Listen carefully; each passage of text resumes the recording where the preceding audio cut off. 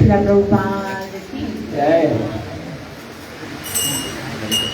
जय राधा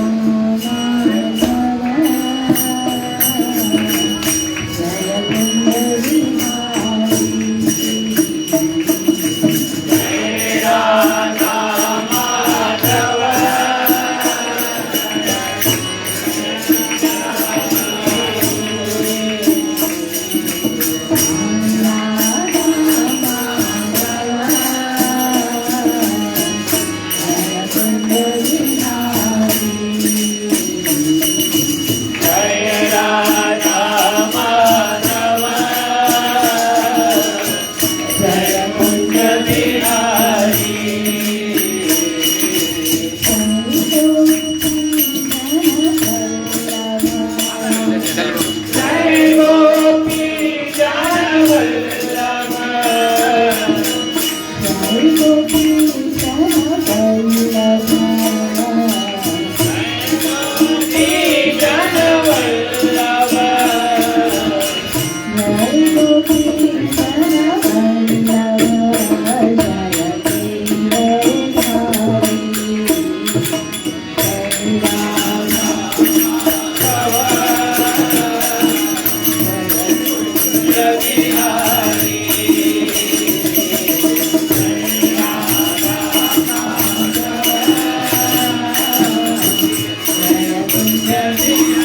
जय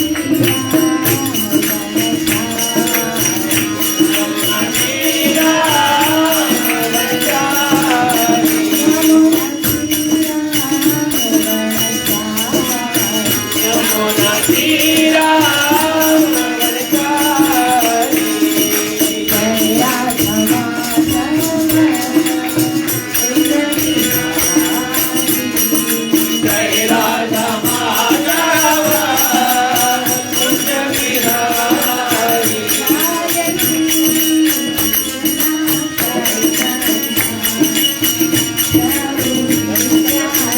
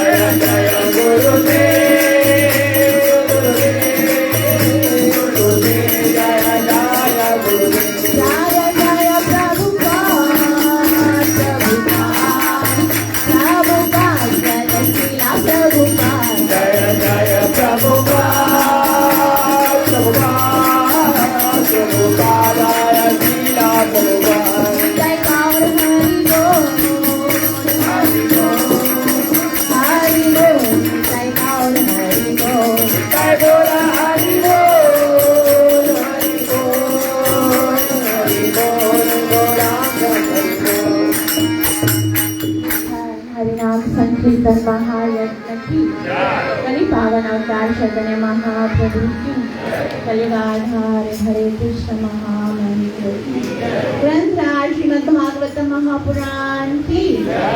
अच्छा, तो सभी मिली करे भगवान जी सुंदर मधुर लीलाएं में प्रवेश करो। गुरु ऐं गौरंग खां प्रार्थना कंदासीं त असां जेकी कुझु ॿुधण वारा आहियूं उन्हनि जो असांखे पूरो लाभ प्राप्त थी सघे, जेको आहे भगवान जे प्रेम जी प्राप्ति। सभई हथ जोड़ो ऐं ईमानदारीअ सां भगवान सां प्रार्थना कयो। सभई ध्यानु ॾियो। गुरवे गौरचंद्राय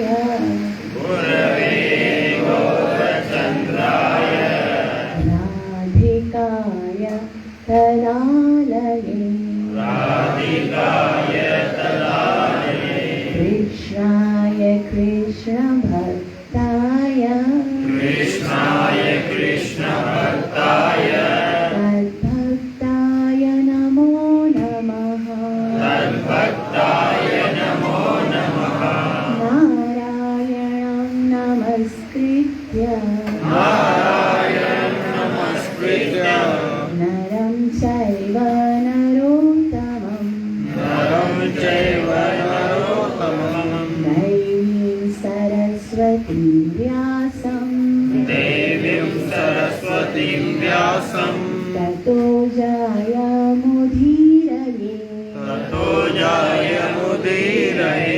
नष्टप्रायेषु अभद्रेषु नित्यं भागवत सेवया भगवती उत्तम श्लोके भक्तिर्भवति नैष्ठिकी पंचतत्त्वात्मकं कृष्णं भक्तरूपस्वरूपकं भक्तावतार भक्ताख्यं नमामि भक्तशक्तिकं।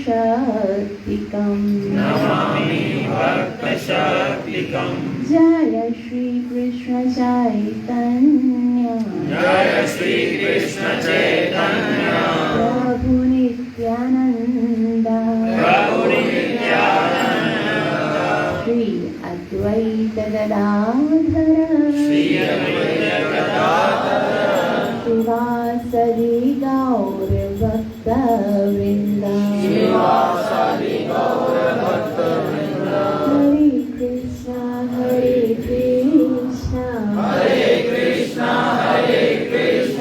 कृष्ण कृष्ण हरे हरे हरे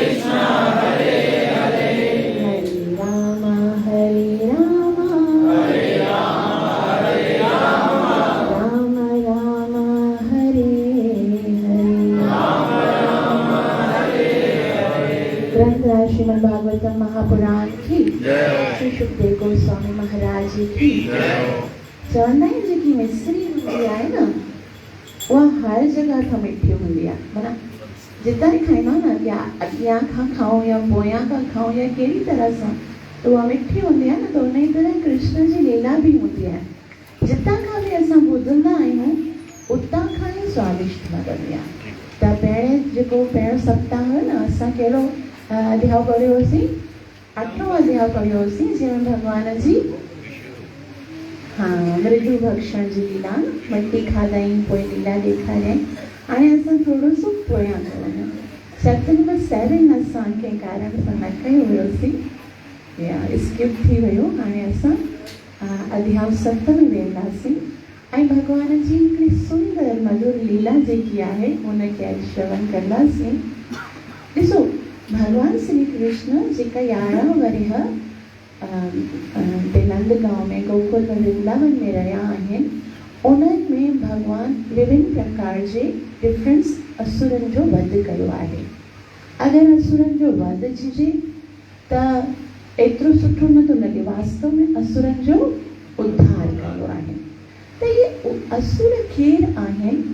ये असुर कोई ये ना राक्षस कोन। असल जीअं मां तव्हांखे हमेशह ॿुधाईंदी आहियां, कृष्ण लीला ॿुधण जे टाइम ते पाण खे उते पार्टिसिपेट सम्झो, तॾहिं हुनजो वास्तविक स्वाद वठी सघंदासीं। ठीकु आहे? त उहो असुर जेकी आहे उहो केरु आहे? ॿियो कोई कोन आहे, मुंहिंजे ई अंदरि आहे। तव्हांजे त नथी चई सघां। त उनखे ई उद्धार करण लाइ भॻवानु ईंदो आहे। त जेके बि असुर आहिनि उहे असांजे अंदरि आहिनि ऐं भॻवानु कीअं उन्हनि जो उद्धार कंदो आहे, भॻवानु कहिड़ी लीला कंदो आहे, उनखे असां श्रवण कंदा आहियूं। ऐं हिन जे श्रवण करण सां छा लाभ थींदो आहे, उतां खां अॼु जी कथा स्टार्ट थिए थी। त सुंदर हिन श्लोक्स आहिनि। तव्हां जेकॾहिं हिननि खे ॾिसंदा बि, साथ में वर्डिंग थिए थोरो थोरो बि, जीअं असां भगवत गीता शुरू में ॾुखियो लॻंदो श्लोक पढ़णु, पोइ धीरे धीरे हाणे केतिरो सरल लॻंदो आहे, हर श्लोक असांखे सम्झ में बि ईंदो आहे। तीअं गुरू ऐं कृष्ण जी कृपा सां हे भागवत जा श्लोक जेके आहिनि, हे हिकिड़ो हिकिड़ो श्लोक भॻवान जो अंग ॿुधायो वियो आहे।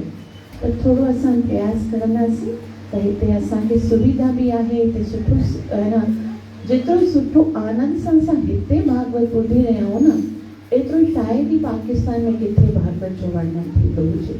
छाकाणि त एॾो सुंदर वातावरण आहे, एॾो सुंदर असांखे स्थान मिलियो आहे, सभु सुविधाऊं आहिनि, असांखे उन्हनि जो लाभ उठाइणु घुरिजे न। त सभई असां श्लोकास खे बि थोरो सो ॾिसंदासीं ताकी असां उन्हनि जे मर्म खे उन्हनि सही तरह सां असां उन्हनि खे आस्वादन करे सघूं। श्रीराज उवाच येन येनावतारेण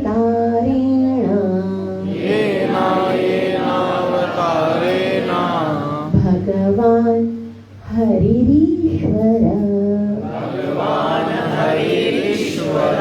करोति करणरम्याणि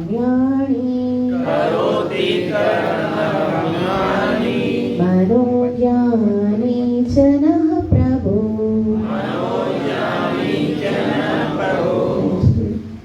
इनमें श्री राजोवाच, राजा केरु आहे? परीक्षित महाराज। उहो चवे थो, माना जीअं भॻवानु हिते संसार में आयो आहे और उन्हनि जी कथा ॿुधी रहियो आहे, त उहो शुकदेव गोस्वामी त बसि ईअं गंगा जी धारा जीअं कथा ॿुधाए रहिया आहिनि, लेकिन महाराज परीक्षित हिकिड़ा उते श्रोता घणा ई आहिनि, लेकिन मुख्य श्रोता त महाराज परीक्षित आहिनि। त उहो जेको आहे न, पंहिंजे हृदय जी उत्साह खे समेटे नथा सघनि ऐं उनखे किथे बार बार उन्हनि जो मुख मां निकिरी वञे थी कि मां केॾो अञा सौभाग्यशाली आहियां जो तव्हां जहिड़े महावैष्णव जे मुख मां मूंखे भॻवान जी कथा जो ॿुधण जो लाभ मिली रहियो आहे। त इन कथा जे ॿुधण सां उनखे कहिड़ो लाभ, कहिड़ो आनंद अची रहियो आहे। येनावतारेण, यानी भॻवान जा जेके जेके राजा चवनि था तव्हां अवतार, जिन जिन अवतारनि जे माध्यम सां भॻवानु अलॻि अलॻि लीलाऊं कंदा आहिनि। भॻवानु केरु आहे? हरिरीश्वर। पहिरीं बि न चयो न, हरि माना जेको असांजा सभई अमंगल हरींदो आहे, जेको असांखे प्रेम प्रदान कंदो आहे। ईश्वर आहे जेको सॼे संसार खे क्रिएट कंदो आहे, उनखे पालन कंदो आहे, उनजो संहार कंदो आहे। अहिड़े भॻवान जी कथा ॿुधण सां छा थींदो आहे? करोति करण रम्याणा। पहिरीं त असांखे उन्हनि खे ॿुधण सां असांजे कननि खे आनंद ईंदो आहे। असांजे भॻवानु असांखे घणो इंद्रियूं ॾिनियूं आहिनि न। अगरि असां कॾहिं थोरो गौर सां ॾिसूं, ॿियूं जेके इंद्रियूं आहिनि न, उहे हमेशह कंप्लेन कंदियूं आहिनि त असां थकी पिया आहियूं। हा, कॾहिं हथ चवंदा आहिनि भई अब मेरे हाथ थक गए, पैर हलंदे हलंदे थकंदा आहिनि, अखियूं बि थकंदियूं भई अभी तो मैं बंद हो जाती हूँ। कॾहिं मुख बि चवंदो बसि हाणे थकी में ॻाल्हाए नथी सघां। लेकिन कन अहिड़ा आहिनि न, उन्हनि खे भॻवानु अहिड़ी शक्ति ॾिनी आहे, जितना बि ॿुधंदा आहिनि उहे कन कॾहिं कोन चवंदा आहिनि थको। कॾहिं तबियत ख़राबु हूंदी, मथे में सूर हूंदो, अलॻि आहे, लेकिन न कननि खे अहिड़ी शक्ति आहे, उहो कंटिन्यूअस ॿुधी सघनि था। उहे जॾहिं असां सुम्हिया बि हूंदा आहियूं न, तॾहिं बि ॾिसो अखियूं ॾिसंदियूं आहिनि, सुम्हियूं हूंदियूं आहिनि, मुख में बंदि हूंदो आहे ऐं ॿियूं जेके इंद्रियूं आहिनि कमु न कंदियूं आहिनि। लेकिन अगरि कोई खुड़को थींदो आहे त पहिरीं कंहिंखे ख़बर पवंदी आहे, कननि खे ख़बर पई वेंदी आहे। इट मीन्स कान उस टाइम पर बि जाग रहे न। त उहे कन जेके आहिनि और असांजे कन में हर वक़्तु कुझु न कुझु भौतिक वार्ता ईंदी आहे, लेकिन उहा भौतिक वार्ता जेकी आहे उहा हमेशह असांजे ॾुख जो कारण बणजंदी आहे। जो बि असां चवंदा आहियूं न भई हिन संसार में जेको असांखे भोग जी वस्तु मिलंदी आहे उहा बि भॻवान चवंदा आहिनि वो बि यही संस्पर्श जा भोग दुख योनय एव थी। जेतिरो जेतिरो भोग असांजे जीवन में ईंदो आहे न ओतिरो ओतिरो कृष्ण सां खां दूर थींदो आहे, और जेतिरो जेतिरो कृष्ण सां खां दूर थींदो आहे ओतिरो ओतिरो असांजे जीवन में संकट ई आहे न। तंहिं करे कुंती महारानी चवे थी भवतो दर्शनम यत्सत् अपुनर्भव दर्शनम। वास्तव में जीवन जो आनंद जो हिकिड़ो ई तरीक़ो आहे भॻवान जी कथा ॿुधण सां। छा थींदो आहे, करोति करण रम्याणी, कननि खे आनंद मिलंदो आहे। और जॾहिं असां मन में उनजो ध्यानु कंदा आहियूं, उन्हनि खे सम्झण जो प्रयास कंदा आहियूं त छा थींदो आहे, मनोज्ञानी मन जी जेकी दुख आहे न मन जो उहो बि हल्को थींदो आहे। मनोज्ञानी जन सह प्रभु। त मन में हमेशह जॾहिं अशांति हूंदी आहे न तॾहिं सभु चवंदा आहिनि छा करियो, कॾहिं कंहिं भॻवान कॾहिं कंहिंजे घर में मृत्यु थींदी आहे, कोई या ॿियो कोई वॾो उन्हनि जो लॉस थींदो आहे त चवंदा आहिनि भॻवान जी कथा ॿुध, सत्संग में वेंदी मन खे शांती ईंदी। चवंदा आहिनि न त मन जी शांती भगवत कथा में आहे। उहो उन टाइम ते न, लेकिन हर टाइम ते मन अशांत हूंदो आहे, कॾहिं कुझु ॿुधण जी इच्छा कंदा आहिनि। राजा परीक्षित चवंदा आहिनि वास्तविक लाभ केवल तव्हांजी कथा ॿुधण, भॻवान जी कथा ॿुधण जो सां ई थींदो आहे। ऐं उन सां छा थींदो आहे, अॻियां चवनि था यशावतो पैत्यरति वितृष्णा सत्वं च शुद्ध्यत्य चीरेण पुंस भक्तिर्हरोतत् पुरुषे च सख्यं तदेव हारं वदमन्यसे चेत्। यशावतो प्रेत्यरति वितृष्णा सत्वं च शुद्ध्यति चीरेण पुंस भक्तिर्रतितत् पुरुषे च सख्यं तदेव हारं वदमन्यसे चेत्। त इन सां छा थींदो आहे, यशोपेत्य लाभ छा छा थींदा आहिनि। इहो जेको असां हिते कथा ॿुधंदा आहियूं, हर हफ़्ते हिते गीता संगत जेको आयोजन करे रही आहे, इहो जस्ट हिकु एंटरटेनमेंट कोन आहे, हिकिड़ो फैशन या टाइम पास कोन आहे। इन सां केतिरो लाभ थींदो आहे उहो हिते शुकदेव गोस्वामी चवनि था यश्रावतो, इन जे ॿुधण सां केवल श्रवण मात्र सां उनखे अपनाए करे जीवन में उतारण खां पोइ जेके चमत्कार थींदा उहे त ॾिठा वेंदा। लेकिन हिते केवल श्रवण करे रहिया आहियूं। हिकिड़ो घंटो जेको तव्हां हिते वेठा आहियो न, जेको तव्हांजे मुख मां इहो श्लोक निकिरी रहियो आहे या कननि में जेकी इहा मंत्र जी ध्वनि वञी रही आहे, उन सां केतिरो लाभ थींदो आहे। छा थींदो आहे, अपेत्य अरति वितृष्णा। हिन संसार में सभई माण्हू तृष्णाउनि जे पोयां आहिनि। हर कोई माण्हू प्यासो आहे, भोग जी वासना करे रहियो आहे, मूंखे हे मिली वञे, मूंखे हे मिली वञे, मूंखे हे मिली वञे। और मिली वञण खां पोइ बि उनखे थोड़ी सुख ईंदो आहे। जेकॾहिं उनखे उहो भोग अगरि प्राप्त थी वेंदो आहे त उनजे जीवन में न ग्रीड उत्पन्न थींदी आहे, लालसा उत्पन्न थी वेंदी आहे। अगरि उहो प्राप्त कोन थींदो आहे त उनजे जीवन में क्रोध उत्पन्न थींदो आहे, संतुष्टि थोड़ी थींदी आहे। संतुष्टि जेकॾहिं संभव आहे त उहा केवल भगवत कथा में यशोपेत्य रति वितृष्णा, जीव जेको आहे वितृष्ण हो जाता है। सुख वस्तुअनि जी प्राप्तिअ में कोन आहे, सुख संतुष्टि में आहे। असां जॾहिं असांजो जेको कॉन्सेप्ट आहे न उहो ईअं आहे, हे मिली वञे त सुखी थी वञा, रियलिटी छा आहे, जेको मुंहिंजे पास आहे उहो मुंहिंजे लाइ पर्याप्त आहे। उहो जॾहिं असांजे माइंड में ईंदो आहे न कि भॻवान जेको मूंखे ॾिनो आहे उन में जेकॾहिं मां संतुष्ट रहणु सिखी वञा, पोइ त विचलित थियण जो कोई सवाल ई पैदा कोन थो थिए। असां हमेशह ख़बर न हिकिड़ी अहिड़ी मनुष्य जे अंदरि, अॼु जेको मनुष्य आहे उनजे अंदरि कि हुनखे सुठो मिलियो आहे, उनखे ॾिसी करे तकलीफ़ थींदी आहे। मुझे कम मिला, मुझे जेको मिलियो उनखे ॾिसी करे त उनखे त ॾिसंदा ई कोन मुझे क्या मिला है, बट उनखे मूंखां ज़्यादा बेटर मिलियो आहे। उनजा ॿार सुठा, उनजो घर सुठो, उनजी गाॾी सुठी, उनजो धन सुठो, उनजी ड्रेस सुठी, उनजी मोबाइल सुठी, ये देख कर ही तपते रहते हैं। हुन में ई सभई माण्हू परेशान आहिनि कि हू हेतिरो सुखी छाजे लाइ आहे। इन करे उहो जेको असांजे पास आहे न उनजो असां वास्तविक आनंद बि कोन था वठी सघूं। लेकिन जीअं इहो ॿुधण सां खाली बता देने से थोड़ी ना ख़त्म हो जाएगा कि मां पंहिंजे मां ई सुखी थियां। इहो कीअं ख़त्म थींदो, जॾहिं असां हरीअ जी कथा ॿुधंदासीं त मन जेको आहे सो शांत थी वेंदो। पोइ असांखे लॻंदो असांजे पास जेको सुख आहे उहो त संसार में सभ खां वॾो सुख आहे। ऐं हुन सां छा थींदो आहे, सत्वं च शुद्ध्यचिरेण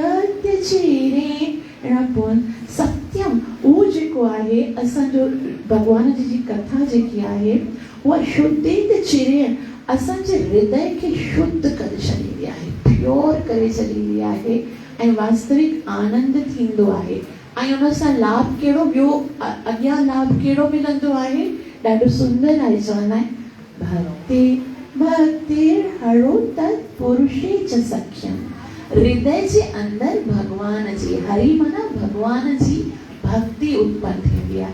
तव्हां ॾिसो अव्हांजे जीवन में अॼु खां पहिरीं जॾहिं तव्हां भगत कोन हुया न, जॾहिं मतिलबु हिकु ॾींहुं त अहिड़ो हूंदो जॾहिं असां अञा भगत कोन बणिया हूंदासीं, ई भक्ति असांजे हृदय में आई कीअं आहे, है न? कंहिंखां त ॿुधो हूंदोसीं न कि कृष्ण केॾो प्यारो आहे, कृष्ण असांजे मथां केतिरी कृपा कई आहे।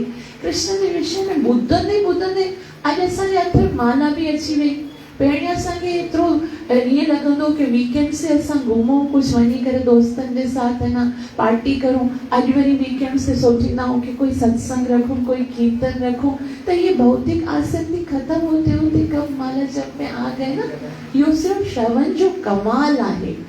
असांखे ईअं इहो प्रैक्टिकल आहे न कि असां बदिलजी विया आहियूं। पंहिंजो पाण खे अगरि थोरो पंहिंजे पुराणे जीवन सां असां तुलना करे ॾिसूं न त असां हिकदमि चेंज आहियूं। अॼु भक्ति कंदे कंदे असांजे अंदरि हिकदमि अलॻि हिकिड़ो परिवर्तन अची वियो आहे।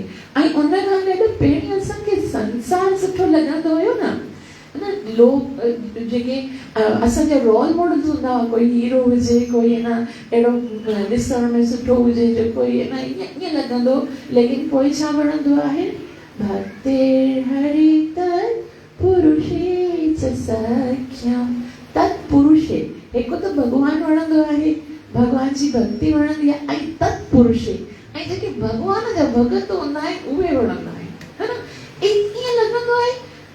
मूंखे यादि आहे जॾहिं असां नया नया भक्ति में आया हुआसीं, मूंखे न भगत एॾा असांजो एॾो कोई कनेक्शन कोन हूंदो। नया नया असां लसबेला मां कराची में आया हुआसीं, त जेके किथे ऑटो में या किथे कोई बि रस्ते में मिलंदो न, जेके कंठी पई हूंदी और तिलक लॻो हूंदो न, असांखे एतिरा वणंदा। मुंहिंजे साथ में मुंहिंजी सिस्टर अरे ॾिस न हरे कृष्ण वारो आहे, हे हरे कृष्ण वारो, उन ॾिसी करे अंदरि में हिकिड़ो आनंद ईंदो हुयो। कोई अहिड़ो कोन हूंदो। टेम्पल्स में असां जेके हिते कराची में जेका थोरा शेड्यूल कास्ट में टेम्पल्स हूंदा, असांजा हिते हरे कृष्ण वारा एतिरो ज़्यादा माना स्प्रेड कोन थियो हुयो न, त असांखे पंहिंजे लॻी दिलि चवंदी हुई कि हुनखे ॾिसूं, हुनखे प्रणाम कयूं। दूरनि खां ई भक्त वणंदा हुया। अञा बि तव्हांखे कोई वॾो कोई संत थींदो आहे, कोई भगत थींदो आहे, असां कीअं ॾिसूं थोरी देरि लाइ उनजे निकट वञी करे वेही सघूं, हुन सां ॻाल्हाए सघूं। त पंहिंजे लखे न संसार सां वैराग्य यानी भक्तनि जे प्रति असांजे हृदय में प्रेम उत्पन्न थींदो आहे। तंहिं करे सुखदेव गोस्वामी खे परीक्षित महाराज चवनि था कि भक्त कथा ॿुधण जा केतिरा लाभ आहिनि। हिकु दफ़ो वरी 5 लाभ ॿुधाए रहिया आहिनि। कहिड़ा लाभ आहिनि?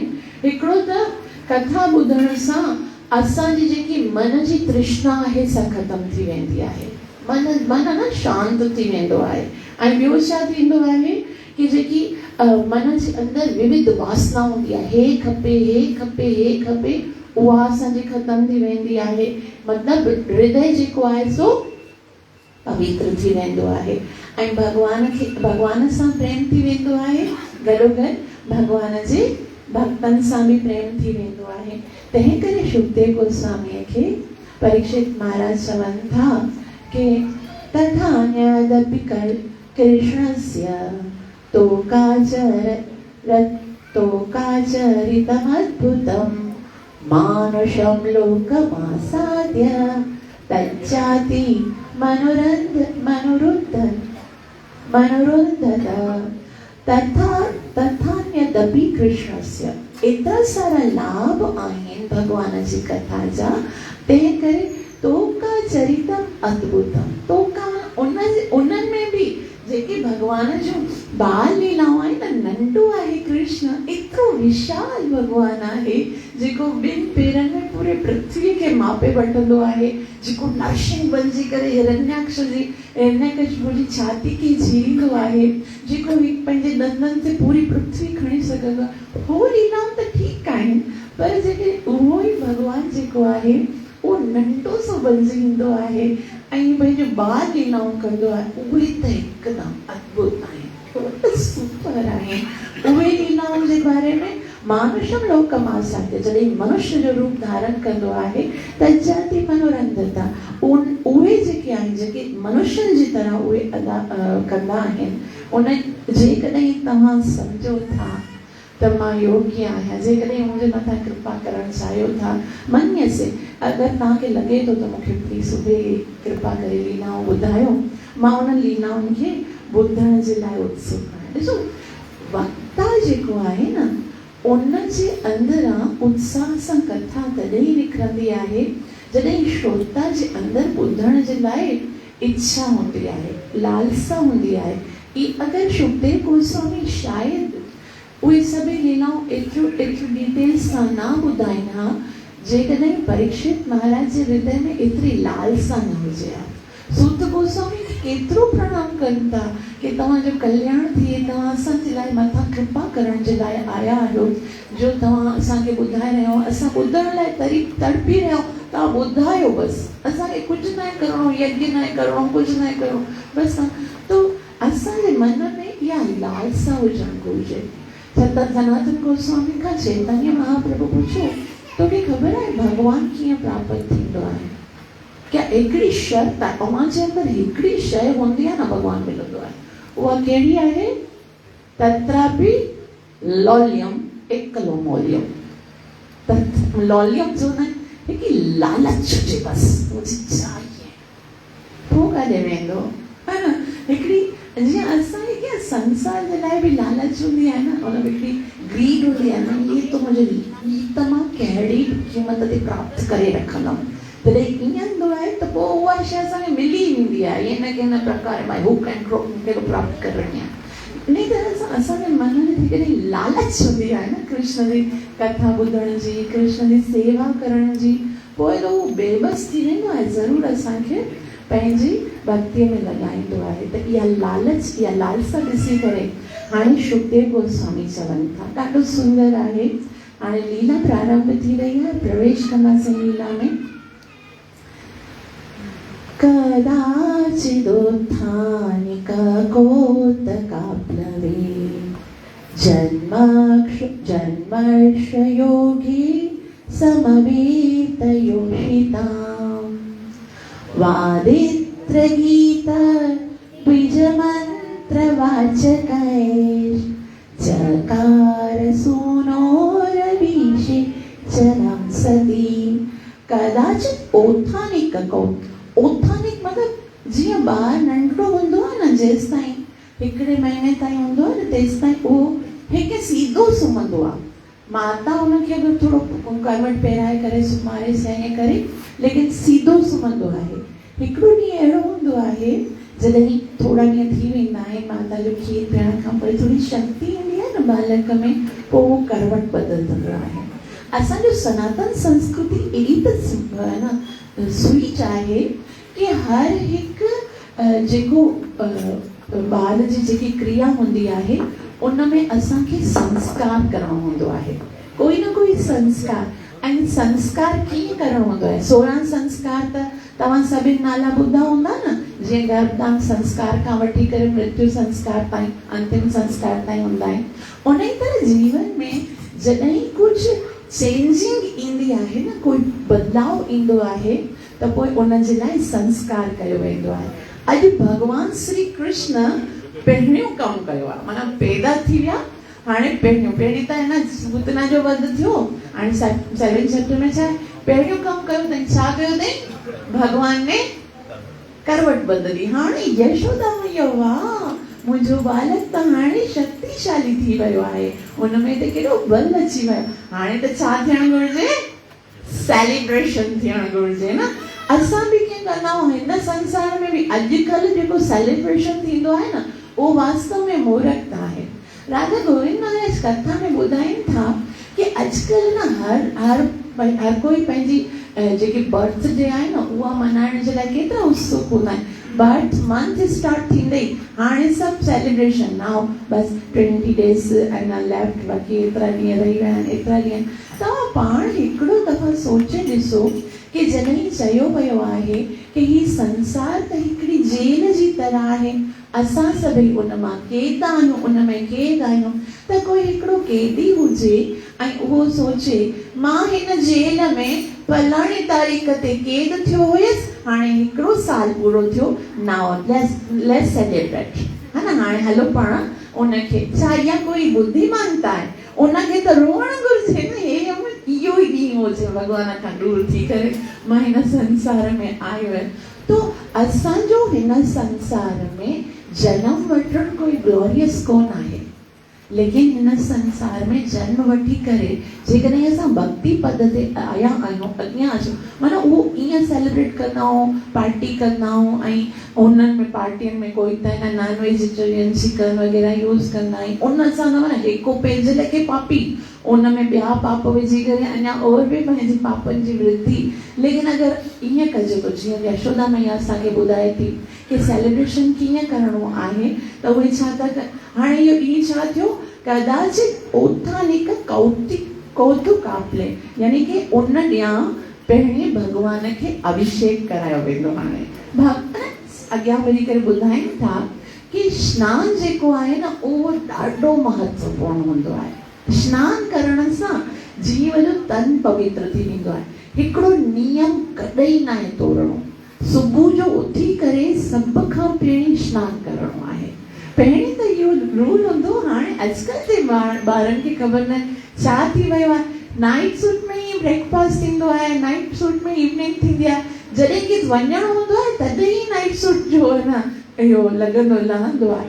ईअं चवंदा आहिनि आचार्यगण कि जॾहिं जीव सुम्हियो हूंदो आहे न, त सिंधीअ में बि हिकिड़ी कहावत आहे, सुम्हियो माण्हू मोइल मिसल, है न।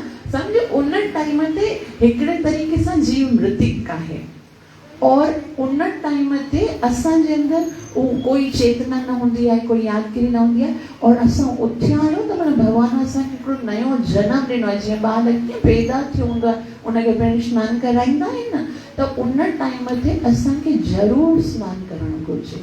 सनानु करे भॻवान खे प्रणाम करे पोइ पंहिंजे जीवन पंहिंजे ॾींहं जो स्टार्ट करणु घुरिजे। इहो हिकिड़ो रूल बनाए छॾियो, इहो हिकिड़ो पंहिंजे जीवन में प्रण करे छॾियो कि सुबुह जो उथी करे पंहिंजे सनानु करिणो आहे, भॻवान खे प्रणाम करिणो आहे, ऐं नाम जप जेको बि करिणो आहे, माना थोरो हिकिड़ो नेम हुजणु घुरिजे न जीवन में। मनुष्य जो जीवन मतिलबु नियम पूर्वक जीवन। हूअं त जेके जानवर हूंदा आहिनि उथी करे फौरन नाश्तो खाईंदा आहिनि, पोइ असां में और उन्हनि में कहिड़ो फ़र्क़ु थियो न। त इहो हाणे छा था कनि, इहो ॾींहुं कहिड़ो आहे? जन्मर्क्ष योगे, उहो ई जेको योग हो, जीअं रोहिणी नक्षत्र हो, भॻवान जीअं ॼमियो हुयो न, उहो ई योग आयो। समवेत योषिता, पोइ यशोदा मैया जो सभई अचंदा, हाणे सभई गोपियूं ईंदियूं, ऐं पोइ असां सेलिब्रेट कंदासीं, जशन कंदासीं। कीअं कंदासीं? वारित्र गीत द्विजमंत 3 हाणे 2 घुरायो अथऊं। हिकिड़ियूं त गोपियूं आयूं आहिनि, ॿिया केरु द्विज आया आहिनि। ॾिसो जॾहिं सेलिब्रेट थींदो आहे न, हिकिड़ो त पंहिंजा रिलेटिव ईंदा आहिनि, ॿियो कंहिंखे घुराइणो आहे, ब्राह्मणनि खे घुराइणो आहे। ब्राह्मण असांजे जीवन जो मुख्य अंग आहे। भगवान जी माता असांखे सेखारे थी कि जीवन में कुछ भी शुभ थियण वारो हुजे या चाहियो था कि जीवन असांजो शुभ गुज़रे त ब्राह्मण खे पंहिंजे जीवन जो हिकिड़ो पाठ बनाए छॾियो। ब्राह्मण जेके हूंदा आहिनि उन्हनि जे मुख मां जेको मंत्र निकिरंदो आहे, स्वस्ति वाचन जेको कंदा आहिनि, उन सां असांजे जेको अमंगल हूंदो आहे न उहो दूर थींदो आहे। त उहे छा कंदा आहिनि, माताऊं जेके पंहिंजे जेके गोपियूं आहिनि उहे छा थियूं कनि, वादित्र गीत उहे गाना थियूं ॻाइनि ऐं द्विज मंत्र वाचक द्विज छा था कनि, मंत्रनि जो उच्चारण था कनि ऐं चकार सूनोरभिषेण वंसति। पोइ उन इन मंत्रनि जे विच में होॾां कीर्तन पियो थिए, होॾां ऐं न उहे गीत ॻाइनि, कोई बाजा वॼाए रहियूं आहिनि पियो छो, और उन टाइम ते यशोदा मैया हाणे कृष्ण खे सनानु थी कराए। ॾिसो भॻवान जो उत्थान जो जेको सेलिब्रेशन आहे, अॼु असां उन में पार्टिसिपेट करे रहिया आहियूं। त उहो कीअं करे रहिया आहिनि, नंदस्य पत्नी कृतमज्जनादिकम् विप्रय कृतस्वत्ययनं सुपूजितै अन्यादवास सृगभृष्टधेनुभिः सञ्जात निद्रा क्षमशीष यत्सनय। नंदस्य पत्नी कृतमज्जनादिकम्। नंढड़ो ॿार हूंदो आहे न, हुनखे कीअं सनानु कराईंदा आहिनि, पहिरीं मालिश कंदा आहिनि हुनखे, है न तेल लॻाईंदा आहिनि, पोइ हुनखे सनानु कराईंदा। और असां पाण जॾहिं ॾिठो न, जॾहिं ॿार खे सजे तजे जॾहिं सनानु करायो आहे न, पोइ छा थींदो आहे, उनखे निंड ईंदी आहे ॿार खे न। त पोइ इहो छा था कनि, हाणे यशोदा मैया त सभिनि खे घुरायो आहे, त नंदस्य पत्नी कृतमज्जनादिकम्, सनानु कराई हुनखे, और सनानु कराईंदे कराईंदे कृष्ण खे त निंड लॻण लॻी। हाणे हुनखे पोइ साथ में हुनखे त ब्राह्मण आया आहिनि, उन्हनि खे बि ॾिसणो आहे। त विप्रे कृत स्वत्ययन सुपूजित। विप्र जेके आहिनि उहे स्वस्ति वाचन करण लॻा। हो स्वस्ति जंहिंखे चवंदा आहिनि, स्व माना अच्छा, स्थिति माना जेकी असांजी स्थिति एकदम परफेक्ट हुजे, एक्सिस्टेंस असां उन में कोई दुख न हुजे, कोई रोग न हुजे, कोई टेंशन न हुजे, कोई जेकी स्वस्ति। असां अवां कॾहिं इहो शब्द ॿुधो आहे कि ब्राह्मण अचनि था, स्वस्ति वाचन कनि था। स्वस्ति वाचन जो मतिलबु आहे उहे अहिड़ा शुभ मंत्र पढ़ंदा आहिनि कि असांजे जीवन जो जेको अमंगल आहे उहो दूर थी वञे। मंत्र में वॾी शक्ति हूंदी आहे।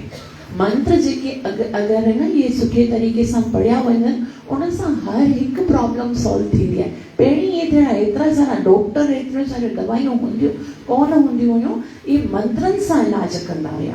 हाणे त नंढी सी ॻाल्हि लाइ माना डॉक्टर घुर्जे, छो जो मंत्रनि में विश्वास कोन रहियो आहे। वरना जॾहिं अमृत जो कलश खणी करे धनवंतरी आया हुया, तॾहिं सभिनि देवताउनि पुछियो हुयो कि ॿुधाए त सही कि अहिड़ी कोई औषधि आहे, धनवंतरी जेको कि सभिनि देवताउनि जो वेद आहे, उन खां इहो पुछियो वियो कि कोई अहिड़ी औषधि आहे जेकी हिकिड़ी खाइजे, रामबाण लाइ चवंदा आहिनि न, जेकी हिकिड़ी खाइजे और उन सां सभई दुख दूर थी वञनि। चए हा बिल्कुलु हिकिड़ी औषधि अहिड़ी आहे, ऐं उहा औषधि कहिड़ी आहे, हरे कृष्ण कृष्ण कृष्ण हरे हरे, हरे राम राम राम हरे हरे। हिकु दफ़ा लोकनाथ गोस्वामी जो हिकिड़ो शिष्य हुयो, उनखे न कोई वॾो रोग थी वियो। एतिरो माना उन एतिरे सारे डॉक्टरनि खे ॾेखारियो, लेकिन डॉक्टर चयो कि भई ख़बर न जेतिरी बि मेडिसिन ॾियूं था हिनखे असर ई कोन थो थिए, त उनजो रोग लथो ई कोन थिए। त महाराज उनखे चयो कि तूं ईअं कर, छॾे ॾे हाणे डॉक्टर वञणु, तूं आहे न निश्चित रूप सां जेकी पंहिंजी नाम संख्या करींदो उन खां डबल करे छॾ, और विश्वास रख के तोखे न इन सां ई फ़ाइदो थी वेंदो।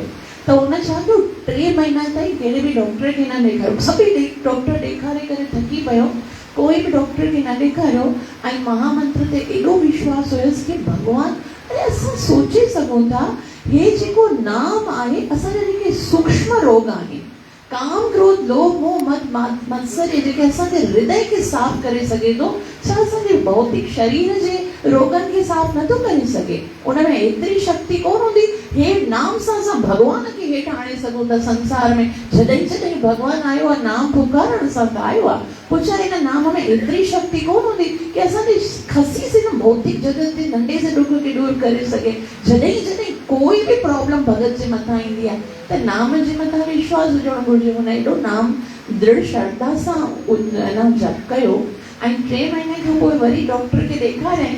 डॉक्टर ॾिसी करे हैरान थी वियो, चवणु लॻो मूंखे ॿुधाए उहा तो कहिड़ी ट्रीटमेंट कई आहे? तुंहिंजे अंदरि त उहो उन बीमारी जो कोई सिम्टम्स ई कोन आहिनि, हिकदमि तो सॼो रोग ख़तम थी वियो आहे। मूंखे ॿुधाए, मां ॼाणणु चाहियां थो कि उहो कहिड़ो छा कयो अथव? त हुन ॿुधायो कि मां कुझु न कयो, छा ॼाण त डॉक्टर जे लाइ हाणे मूं वटि डॉक्टर ई कोन हुया, पैसा ई ख़तम थी विया आहिनि। मूंखे महाराज चयो तूं नाम जप कर, नाम जप कयो, हुनजो इहो लाभ आहे। त हाणे इन ॻाल्हि खे ॾिसी करे असांखे सोचणु घुरिजे कि हरिनाम जो पावर, इन जो मतिलबु इहो न आहे तव्हां डॉक्टर वञणु बंदि करे ॾिसो, ज़्यादा डॉक्टर वेठा तो मूंखे कथा में घुराई ॾेई त तुंहिंजी छुटी आहे। लेकिन ईअं आहे कि शक्ति त मंत्र में आहे। त शबे विच पिंपल छा था कनि, उहे मंत्र जो उच्चारण कनि था। और यशोदा मैया छा थी करे? यशोदा मैया कृष्ण सां केतिरो प्रेम थी करे ऐं प्रेम जो इज़हार कीअं थी करे, है न? असां कीअं कंदा आहियूं ऐं उहा कीअं थी करे? असां छा कंदा आहियूं? ॿार खे वठी वेंदा आहियूं किथे घुमाइण लाइ, झूले में विहाराईंदा आहियूं ऐं गिफ्ट्स वठी ॾींदा आहियूं, है न? आइस्क्रीम वठी ॾींदा आहियूं, आईफोन, वॾा ॿार हूंदा आहिनि हुननि खे आईफोन। हाणे ही छा थी करे? अन्नादवास स्रगभीष्ट धेनुभि सज्जा। अन्नादवास, अन्नाद माना अन्न, वास माना वस्त्र ऐं सृग, उन सां गॾु ॿियूं ई घणियूं शयूं। भीष्ट धेनुभि, सृग भीष्ट मतिलबु कि गुलनि जूं फुलनि जूं मालाऊं विझी करे अन्न ॾियनि थी, दान करे थी, वस्त्र ॾियनि थी ऐं धेनु बि माना गौदान करे थी। अगरि असां चाहियूं था कि असांजो संतान सुरक्षित रहे, असांजो परिवार सुख सां रहे, त असांखे ब्राह्मणनि खे दान ॾियणु घुरिजे। मां नथी चवां, किताब में लिखियलु आहे। ॾिसो, यशोदा मैया कृष्ण जे कल्याण जे लाइ छा थी करे? उन्हनि सभिनि खे अन्नादवास सृगभीष्ट धेनुभि, उन्हनि खे अन्न, वस्त्र ऐं घणाई मालाऊं ऐं उन्हनि सां गॾु गऊं ॾिए थी ऐं इहे सभु करे थी। हाणे यशोदा मैया हुनखे सनानु वान करायो आहे, हिते कृष्ण वेठो आहे, हिते उहा दान पई करे उन्हनि खे ॾिए थी। उन ई टाइम ते सज्जात नेत्राक्षमशीष यच्छन। हाणे कृष्ण खे निंड अची वई और कृष्ण खे एतिरी निंड आई त यशोदा मैया सोचियो अञा त मूंखे हे बि करिणो आहे, हे बि करिणो आहे, हे सभु आया उन्हनि महिमाननि खे प्रसाद बि खाराइणो आहे, त कृष्ण खे मां किथे सुम्हारे अचां। उन ॾींहुं छाकाणि त फेस्टिवल हो, वैसे त कृष्ण जो हिकिड़ो वॾो सो झूलो आंगन में हूंदो आहे, हिंदोरो चवंदा आहियूं न सिंधीअ में, वॾो सो हूंदो, त यशोदा मैया बि लेटंदी, कृष्ण खे बि सुम्हारंदी। लेकिन अॼु क्योंकि फेस्टिवल हूंदो, पोइ फर्नीचर खे छा कंदा आहियूं असां? फर्नीचर खे कॾहिं कॾहिं खोले करे साइड में रखी छॾींदा आहियूं त भई ताकि ज़्यादा स्पेस हुजे, असां सुठे तरीक़े सां सेलिब्रेट। त उन्हनि झूलो कढी छॾियईं। हाणे सोचाई कृष्ण खे सुम्हारिया कि जेकॾहिं अंदरि वञी रूम में सुम्हारंदसि त मूंखे ख़बर न पवंदी। त उते ई उन ई जाइ ते हिकिड़ो वॾो सो छकड़ो हुयो। छकड़ो सम्झो था, जेकी बैलगाॾी हूंदी आहे न, बैलगाॾी जो जॾहिं बैल कढी छॾींदा आहिनि त हिकिड़ो माना हीअं ट्रॉली जीअं बणिजी वेंदो न, हुनखे छकड़ो चवंदा आहिनि। त उन छकड़े जे मथां घणो ई सामान रखियो हुयो, माना ॾुध, उन ते लिखियो गऊ रस रखियो। गऊ रस कंहिंखे चवंदा आहिनि? खीर खे बि चवंदा आहिनि ऐं खीर मां, गऊ मां जेको खीर हूंदो उनजो जेके बि जीअं गिहु आहे, मखण आहे, इन्हनि सभिनि खे गऊ रस चवंदा आहिनि। त घणा ई वॾा कंटेनर रखिया हुनजे मथां ऐं उहो ईअं रखियो त हुनजे हेठां छा धूप बि कोन ईंदी। त यशोदा मैया छा कयो, हुनजे हेठां हिकिड़ी नरम सो गदेलो विछाए करे हुनजे मथां कृष्ण खे सुम्हारे छॾियो कि कृष्ण हिते आराम सां सुम्हे और मां हिते पाण जेको आहे ॿियूं जेकी क्रियाऊं आहिनि से करे सघियां।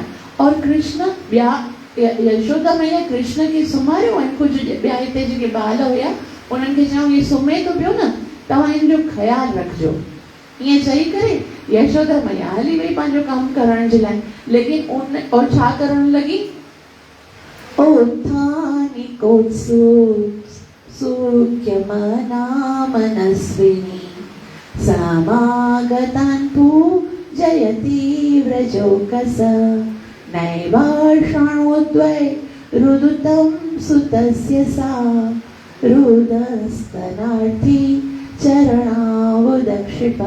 औत्थानिक उत्सुक यानी वो जेको उत्सव जेको हली रहियो औत्थानिक उत्सव उन में उहा जेकी मनस्विनी यानी उहा मनस्विनी माना यशोदा मैया न उहा मनस्विनी आहे उहा उनखे न बस दिल चली आहे मां बस वारी थिया वारे करे कृष्ण खां ध्यान थी वञा दान ॾियण में उनखे सभिनि खे दान ॾियण लॻी और समागता पूजयति व्रजोकसा ऐं व्रजोकसा चवंदा आहिनि व्रज जा जेके वासी आहिनि उन्हनि जी बि पूजा करे। हाणे ॾिसो व्रजवासी एतिरा महत्वपूर्ण आहिनि कि साक्षात भगवान जी माता आहे उहा बि उनजी पूजा करे रही आहे।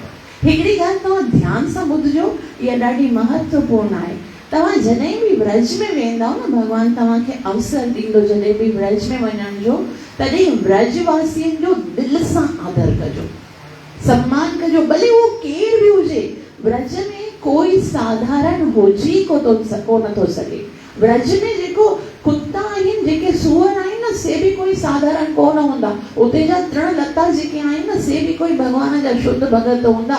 यहाँ तक के वो चवंदा आहिनि न कि मक्खियों जो ना मिठाई जे मथां जेके ना वो चवंदा ये तो मक्खियां नहीं ये तो राधा रानी की सखियां हैं।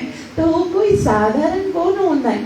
असांखे ख़बर न मुंहिंजो पंहिंजो इहो एक्सपीरियंस आहे कि हिते न हिते पाकिस्तान में दान जो सुठो कॉन्सेप्ट आहे।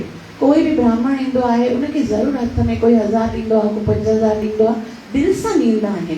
भले न कोई अहिड़ो बिल्कुलु बेकार सो ब्राह्मण असां जहिड़ो हूंदो उनखे बि छॾींदा कोन आहिनि। लेकिन हुते ब्रज में वञी करे उहे घुरंदा आहिनि भई यहाँ पर इतने रखो पोइ चवंदा हे हिते जा जेके पंडित आहिनि एॾा बुखिया मथे जो असां ईअं भॼी आयासीं। पर तव्हां त सौभाग्यशाली आहियो जो तव्हांखे चवनि था हिते रखो। हो तव्हां भॻवान तव्हांजे ॾिनल लाइ बुखियो थोरी आहे सॼे संसार जो मालिक आहे। लेकिन पोइ बि हो तव्हांजे मथां कृपा करे ॿुधाइनि था कि हिते रखो। और उते हली करे ख़बर न छो दान जो कॉन्सेप्ट ख़तम थी वेंदो आहे और अञा उल्टो असां उन्हनि जे बारे में बुरो ॻाल्हाईंदा आहियूं। घणा ई माण्हू चवंदा आहिनि अची करे हिते जा पंडित हेड़ा हुते जा कभी मत बोलना ही गलत कम कॾहिं न कजो। इन सां तव्हांजी ब्रज यात्रा बिल्कुलु असफल थी वेंदी। दिलि सां अगरि ना बि आहे त प्रणाम कयो और भॻवान खे प्रार्थना कयो असांखे एतिरो ॾे त मां सभिनि खे ॾेई सघां। हू त बांके बिहारी जो जेको मंदिर आहे उनजे पोयां सॼी हिकिड़ी लाइन हूंदी आहे कटोरो खणी करे भिखारी वेठा हूंदा। तव्हां असांखे त एतिरो बिल्कुलु हिकिड़ो अञा खणी वञणु घुरिजे तव्हांखे सभिनी खे असां भाग्यशाली आहियूं जो ब्रजवासियुनि जे करे कमु अची सघूं। उते जगन्नाथपुरी में असां वेंदा आहियूं और जगन्नाथपुरी में उते पंडित हूंदा आहिनि चवंदा आहिनि प्रणाम करो हे सुभद्रा मैया हिन जी ड्रेस लाइ 1500 रुपया ॾिया। असांखे लॻंदो जीअं मुंहिंजे मथां को वज्रपात करे सघूं। 1500 रुपये हिते त मुंहिंजा एतिरा थोड़ा पैसा भई हिते ये तो सब यहाँ लूट जाएंगे फिर मैं काम बाक़ी। त दान जे लाइ हिकिड़ो अलॻि सां कोटो खणी वञणु घुरिजे जॾहिं असां यात्रा ते वञूं न।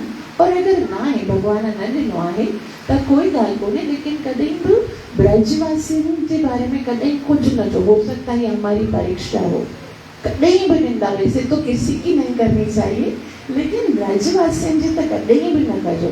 कंहिं बि तीर्थ धाम में कोई बि आहे हो सकता है भॻवान ई तव्हांजे उन ई रूप में तव्हांजी परीक्षा वठण आयो हुजे और तव्हां हुनखे चवंदा हे अहिड़ो पोइ ॿुधायो भॻवान तव्हां सां करे ख़ुशि थींदो तव्हांजे अचण सां। त प्यार कयो। उते वञी करे द्वेष जेको आहे न पंहिंजे मन खे चओ मुंहिंजे मन में जेकी अहंकार आहे द्वेष आहे जेकी गंदगी आहे न उहा भले पाकिस्तान में रहे मां वापसि खणंदमि अची करे। लेकिन मूंसां गॾु वृंदावन न हले उते मां सभिनि सां प्यार करे सघां उते मां सभिनि जो आदर करे सघां। त उते उहा छा थी करे यशोदा मैया सभिनि खे दान ॾेई रही आहे न समागतं पूजयति व्रजोकस। और उन ई टाइम ते कृष्ण जागी वियो और कृष्ण जॾहिं जागी वियो तॾहिं छा ॾिठई ओए मां अकेलो मां के सारा सेलिब्रेशन मेरे लिए मैन ऑफ द मैच मां आया और मूंखे हिते कोने में पट के उते पाण में मज़ा कनि। कृष्ण को आहे न, ये चवंदा आहिनि Maharaj Krishna is a possessive lover. उनखे ये पसंद ई कोन आहे कि मूंखे साइड में कयो वञे। उनखे लॻे थो मां हमेशह केंद्र हुजणु घुरिजां। त कृष्ण रोअण लॻो त आचार्यगण कृष्ण जे रोअण जी अलॻि अलॻि टीकाऊं कंदा आहिनि। त आखिर कृष्ण रोए छो थो?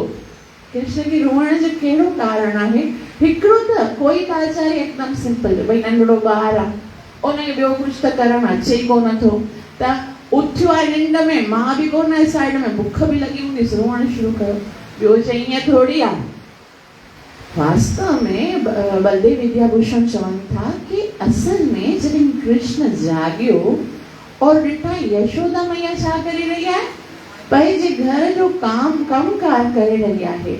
मां त त्रिलोकी खे छॾे करे, पंहिंजो क्षीर सागर छॾे करे हिन जे पास आई आहियां, और या मूंखे छॾे करे ॿिया दुनियादारी करण में लॻी वई आहे। मुंहिंजे पास हुजणु घुरिजे, मां जाॻां या सुम्हां इन सां कोई मतिलबु कोन आहे। मां हुन जे लाइ आयो आहियां त हुनखे मुंहिंजे पास हुजणु घुरिजे न, हो मूंखे छॾे छाजे लाइ वई आहे। ॿियो आचार्य चवंदो आहे कि कृष्ण जी बसि हिकिड़ी इच्छा हूंदी आहे कि संपूर्ण अट्रैक्शन जेको हुजे न मुंहिंजे मथां हुजे। जेको स्पॉटलाइट हुजे न कृष्ण, ॿिया कम ॿिया थियनि पिया, लेकिन कृष्ण साइड में वो जॾहिं, और पोइ कृष्ण जो न जॾहिं चवंदा आहिनि न नज़र हटी, हाणे कृष्ण ॾिठो कि भाई मुंहिंजे मथां त कंहिंजो ध्यानु ई कोन आहे, कुझु तो करके दिखाना चाहिए। हाणे हिननि सभिनि जो आकर्षण मूंखे पंहिंजी ओर करणो आहे, त पोइ मां छा कयां? त रुदन थियसि, उहो रोअण लॻो। हाणे हिते शुकदेव गोस्वामी ईअं लिखियो आहे अंतिम लाइन में, रुदन स्तनार्थी। रुदन स्तनार्थी, स्तनार्थी मतिलबु उनखे बुख लॻी आहे त रोअण लॻे।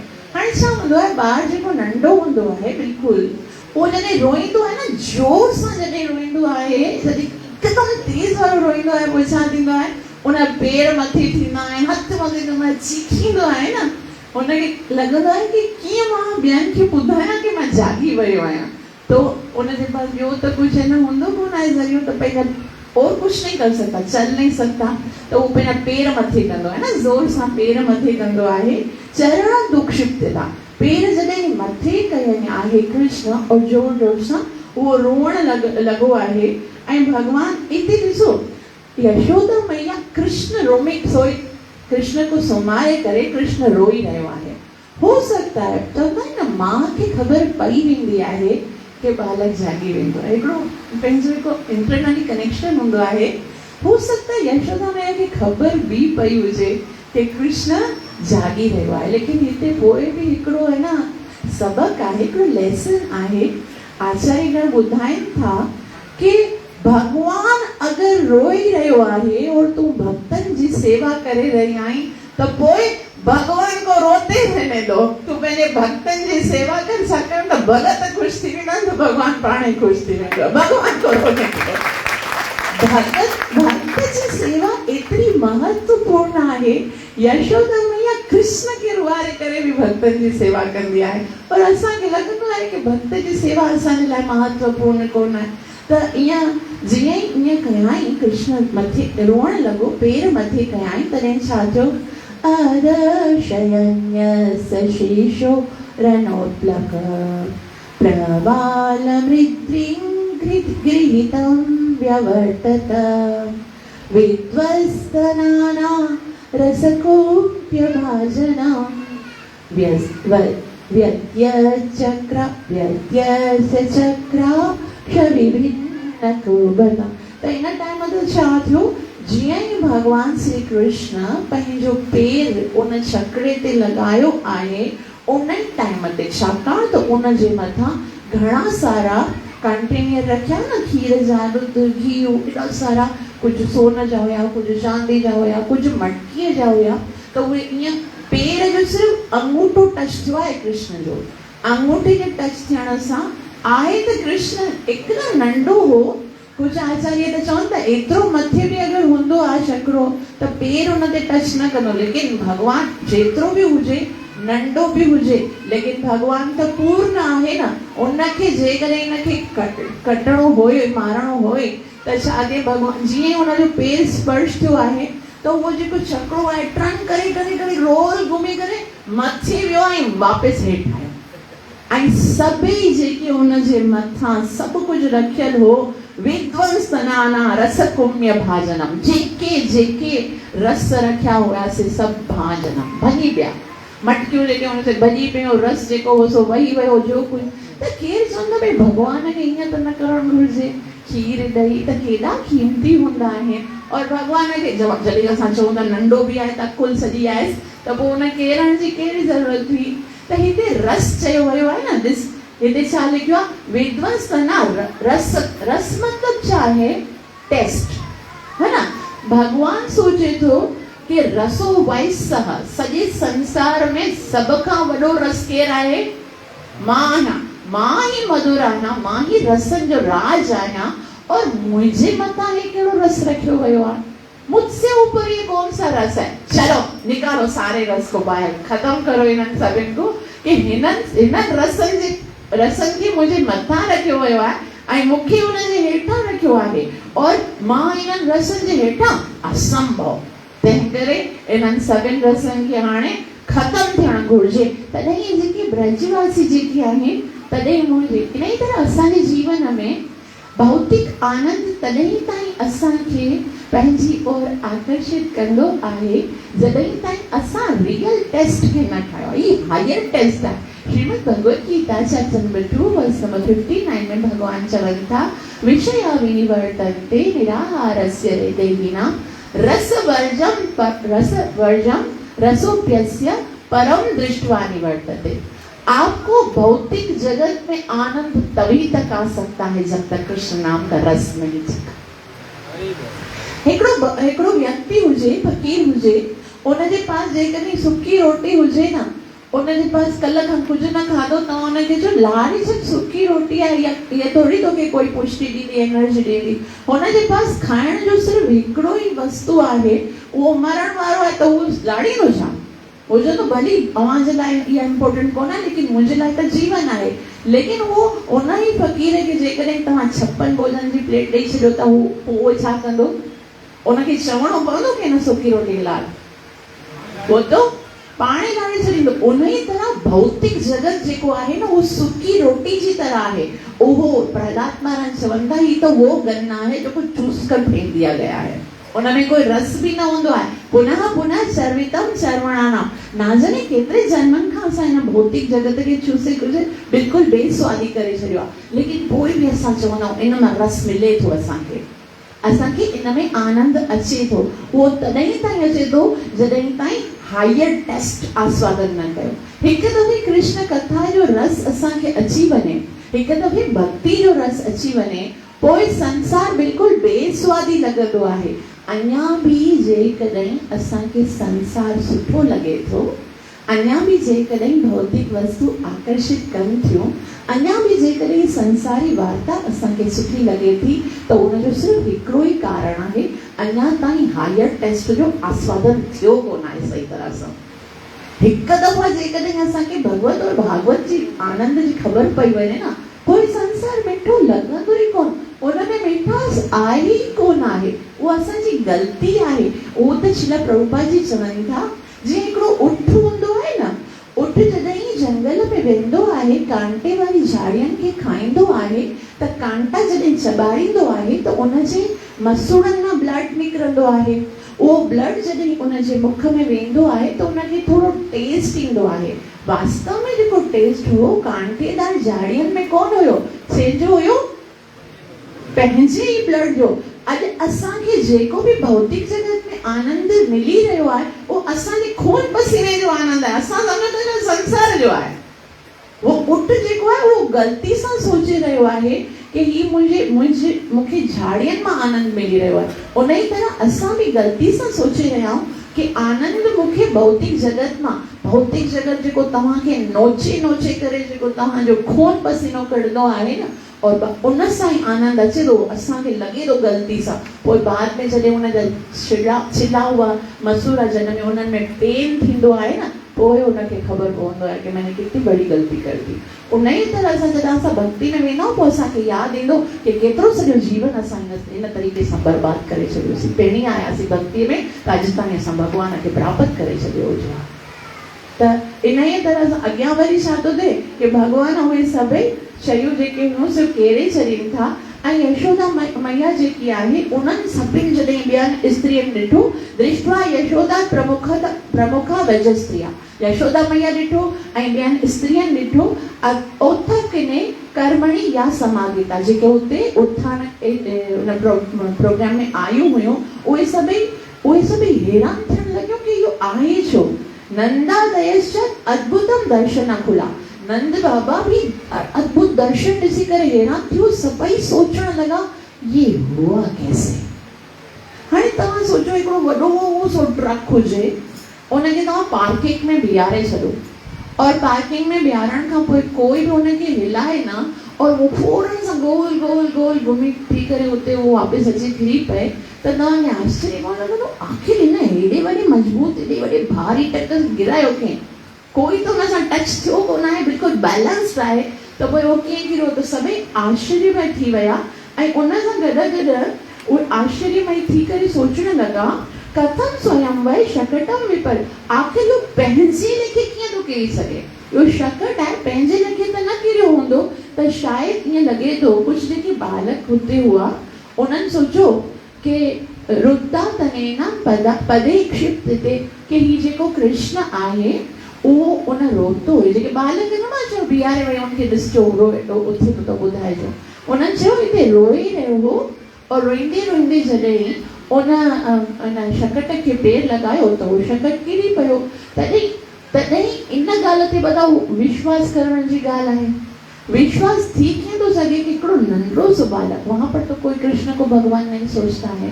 तॾहिं नते शब्द धीरे गोपा बाल भाषित मृत्युत, कोई भी भगवान जे इन ॻाल्हियुनि जे इन ॻाल्हियुनि ते विश्वास न करण लॻो।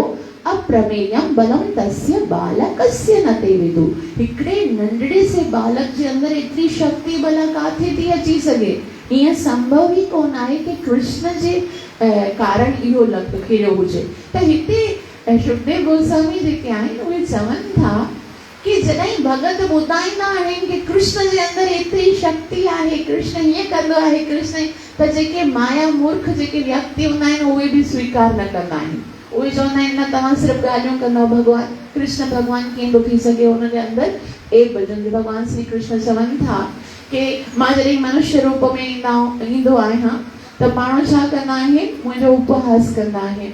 त हिते त कृष्ण जा जेके बाल सखा आहिनि उहे आई विटनेस आहिनि, उहे बिल्कुलु सत्य चई रहिया आहिनि, उन्हनि जेको ॾिठो आहे सो चई रहिया आहिनि, उन्हनि ते ब्रजवासी बि यकीन न करे रहिया आहिनि। पोइ मूं जहिड़ो को मूर्ख जेकॾहिं कृष्ण जे बारे में ॿुधाए उन ते जेकॾहिं संसार यकीन न करे त कोई वॾी ॻाल्हि त कोन आहे न। त हर कंहिंजे बस जी ॻाल्हि कोन आहे कि कृष्ण भॻवान आहे उनखे स्वीकार करणु। ॿ माण्हू भॻवान खे स्वीकार न कंदा आहिनि, हिकिड़ा त नास्तिक हूंदा आहिनि जेके कृष्ण खे भॻवान चवंदा आहिनि नमाम दुष्कृतिनो मूढ़ा प्रपद्यन्ते, जेके दुष्ट हूंदा आहिनि से न स्वीकार कंदा आहिनि। ऐं ॿिया केर न स्वीकार कंदा आहिनि जेके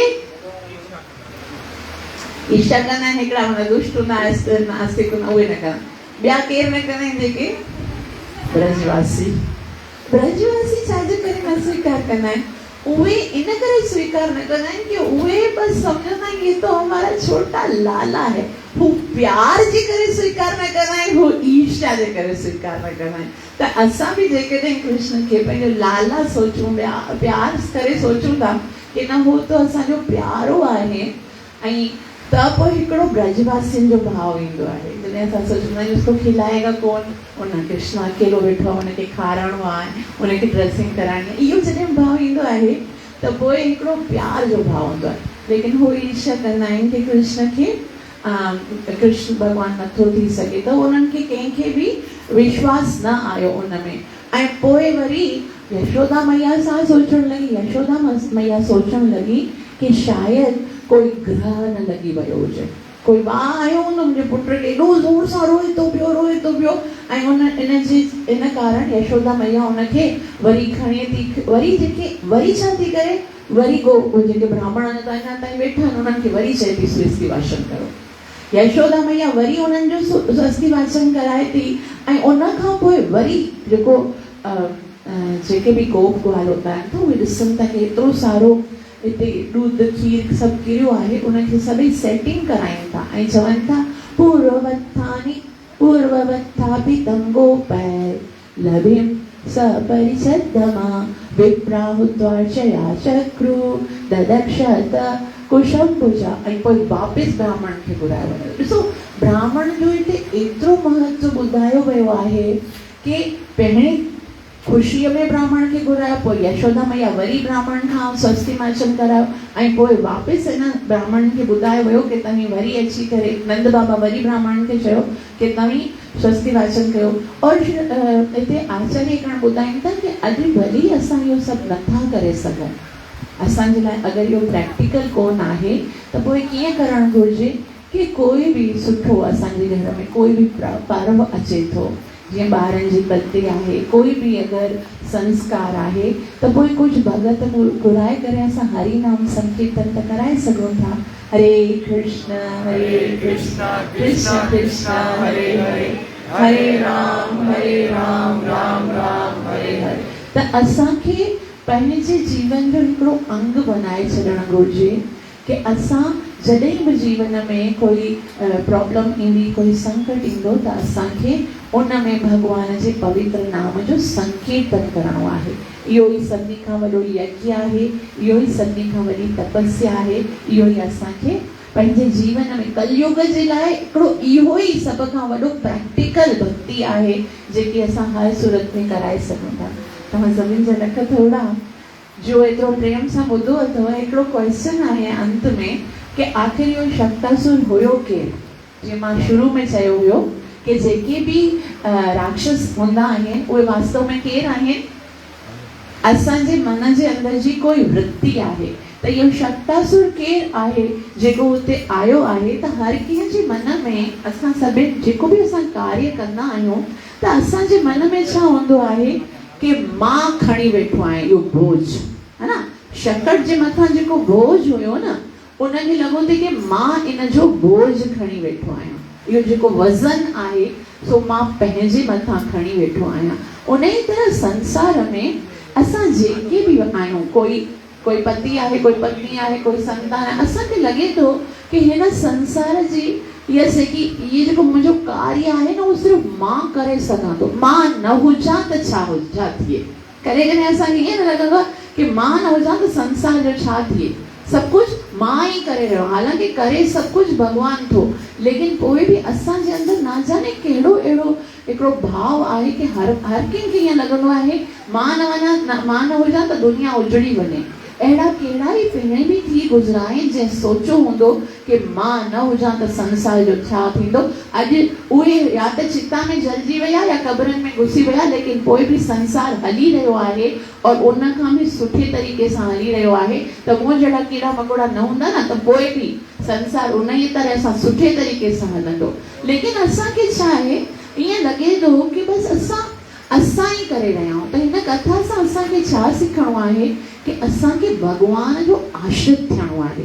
भगवान जेको बि असां करे रहिया आहियूं, असां सां अगरि कुझु सुठो कार्य बि कराए रहियो आहे त भगवान केवल असांखे निमित्त बनाए रहियो आहे। मुंहिंजी शक्ति आहे छा?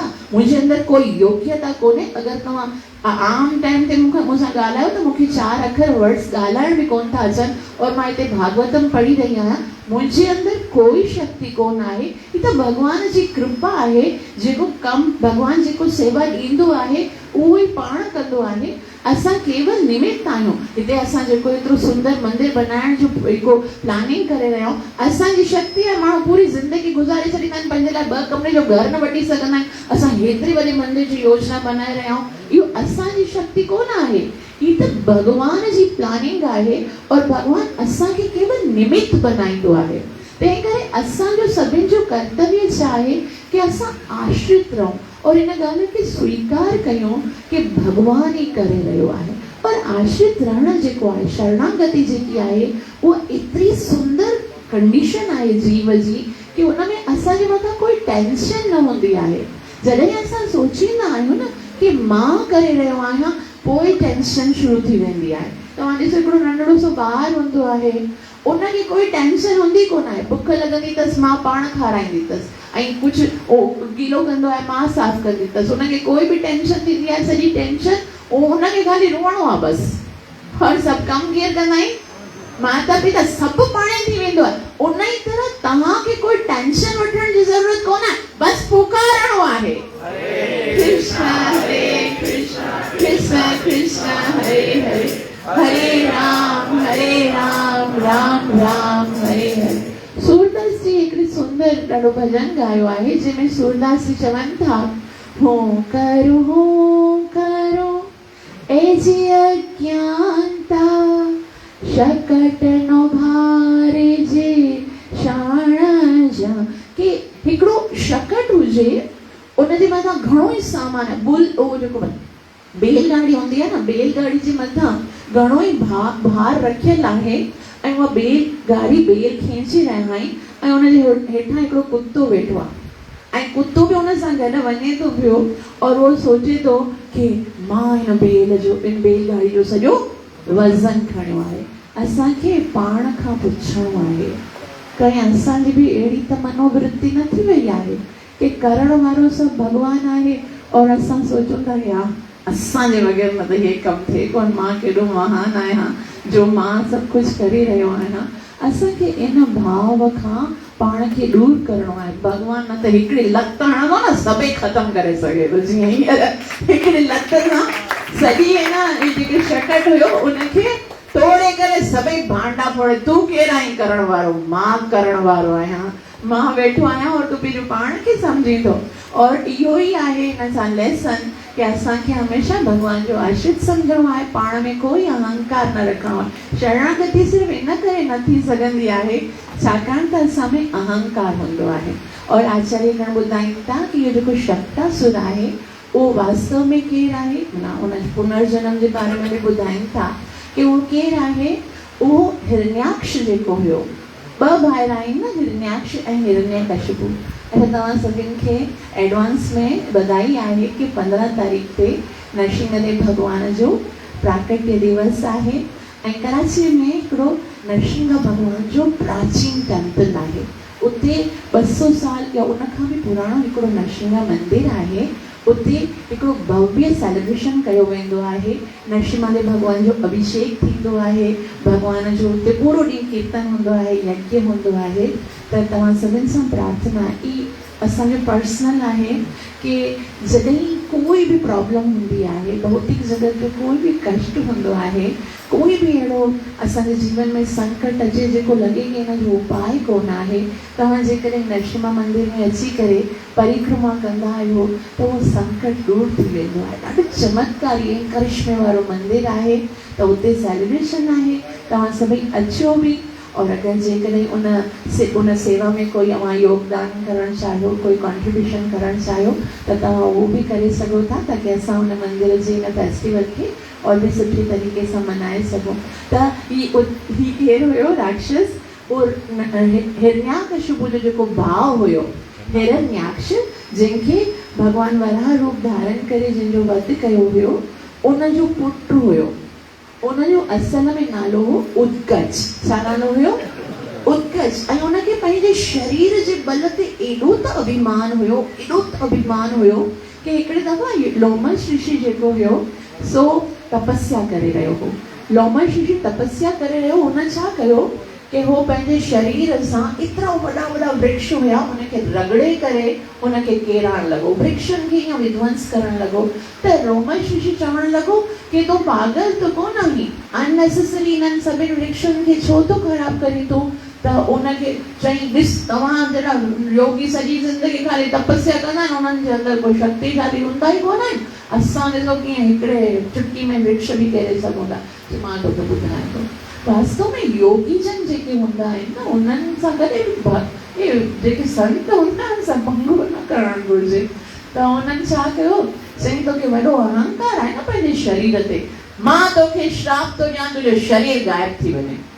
अभी बगैर शरीर के घूम रहा है, शरीर आहे कोन्हे। तव्हां जेकॾहिं रामानंद सागर जी कृष्ण मूवी सीरियल देखियो है, वो खाली ज्वेलरी दिखती है, ड्रेस दिखती है, बट उत्कर्ष नहीं दिखता है। छाकाणि त हुनजो शरीर त आहे न गायब थी वियो। पोइ हुन असल में जॾहिं ग़लती थी न, उन टाइम ते पहिरें पई क्षमा घुरणु घुरिजे। त हुन बि क्षमा घुरी की भई मूंसां ग़लती थी वई, हाणे त मुंहिंजो शरीर तो ख़तमु करे छॾियो, वापसि कैसे मिलेगा।